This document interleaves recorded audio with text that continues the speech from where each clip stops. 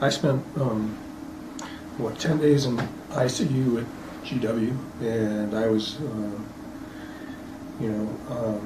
I was at Mount Vernon for 5 months. And when I was in the hospital, I have no recollection of what transpired. Which is probably good. Yeah, they were very creative.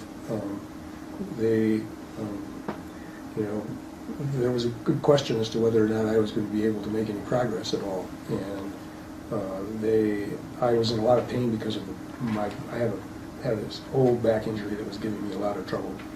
And every time they took me downstairs, I was in so much pain I really couldn't do much.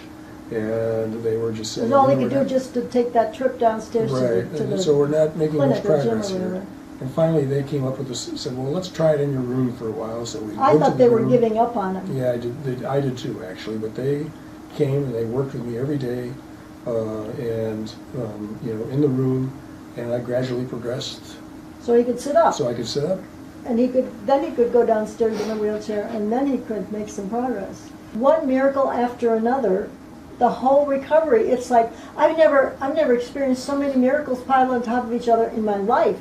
And then what that does, if you go through these kinds of miracles, it changes you forever. The care at Mount Vernon between the nurses and the certified nurses assistants and the cognitive therapist and the occupational therapist and the physical therapist, and I have to say something about the cook. Had a lot of institutional food, and this was great. It was nutritious. Well, she made her own soups for starters. It was not fatty, and she made the best soups I've ever had in my life. They were so good that I went downstairs into the kitchen to find her, to tell her how much I loved her soups.